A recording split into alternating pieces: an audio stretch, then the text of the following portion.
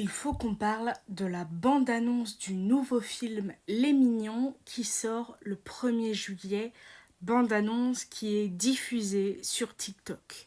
Comme d'habitude, Hollywood n'en a rien à carrer de Dieu ni de la Bible et met en scène des personnages pratiquant la magie, la sorcellerie et le spiritisme. Miso soup, Kongomae, Latenobu, Daifuku. Pourtant, dans la Bible, notamment dans l'Ancien Testament, dans le livre du Deutéronome chapitre 18, versets 10 à 14, ces pratiques sont formellement condamnées par Dieu. On ne trouvera chez toi personne qui fasse passer au feu son fils ou sa fille, qui pratique divination, incantation, mantique ou magie, personne qui use de charme, qui interroge les spectres et devins, qui invoque les morts, car quiconque fait ces choses est en abomination à Yahvé ton Dieu, et c'est à cause de ces abominations que Yahvé ton Dieu chasse ces nations devant toi. Tu seras sans tâche vis-à-vis de Yahvé ton Dieu, car ces nations que tu dépossèdes écoutaient enchanteurs et devins, mais tel n'a pas été pour toi le don de Yahvé ton Dieu. De même dans le Nouveau Testament, parce que Jésus-Christ est venu dans le monde non pas pour abolir mais pour accomplir. Épître aux Galates, chapitre 5, versets 19 à 21. Or, on sait bien tout ce que produit la chair.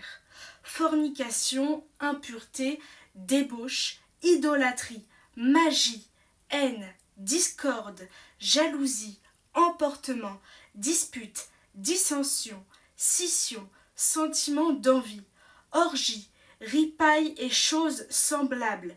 Et je vous préviens, comme je l'ai déjà fait, que ceux qui commettent ces fautes-là n'hériteront pas du royaume de Dieu. Le catéchisme de l'Église catholique va évidemment dans le même sens que la Bible. Toutes les pratiques de magie ou de sorcellerie par lesquelles on prétend domestiquer les puissances occultes pour les mettre à son service et obtenir un pouvoir surnaturel sur le prochain sont gravement contraires à la vertu de religion. Maintenant, je vous laisse regarder la créature que les mignons ont invoquée. Je suis libre, Non, des monstre. Si vous avez en tête l'image de la créature que les mignons ont invoquée, il est maintenant temps pour moi de vous lire ce verset de l'Apocalypse. Puis, de la gueule du dragon et de la gueule de la bête et de la gueule du faux prophète, je vis surgir 3 esprits impurs comme des grenouilles. Et de fait, ce sont des esprits démoniaques, des faiseurs de prodiges, qui s'en vont rassembler les rois du monde entier pour la guerre, pour le grand jour du Dieu maître de tout.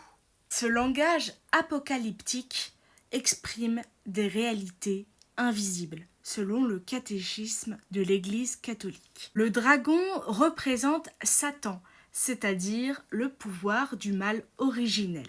La bête symbolise les systèmes politiques ou idéologiques opposés à Dieu. Et cela n'est point étonnant parce que le vénérable Fulton Sheen a dit « La politique est la théologie de Satan ». Et si vous vous demandez quels peuvent être des systèmes opposés à Dieu, ce sont tout simplement des systèmes qui banalisent l'avortement, l'euthanasie ou encore la guerre. Ensuite, le faux prophète figure les fausses doctrines religieuses ou les mensonges spirituels. Les esprits impurs sortant de leur bouche sont compris comme des forces de séduction et de tromperie, des idées, propagandes ou influences spirituelles qui éloignent les humains de la vérité de Dieu. C'est là qu'on comprend le vénérable Sheen quand il dit que la politique est la théologie de Satan.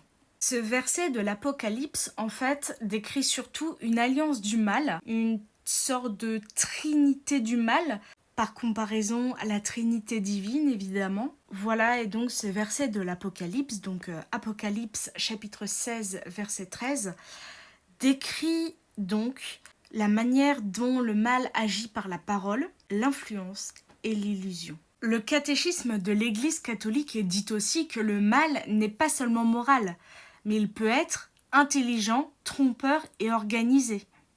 Et dit aussi que ce verset de l'Apocalypse, c'est une image forte pour décrire la puissance de la tromperie spirituelle et idéologique à l'œuvre dans le monde.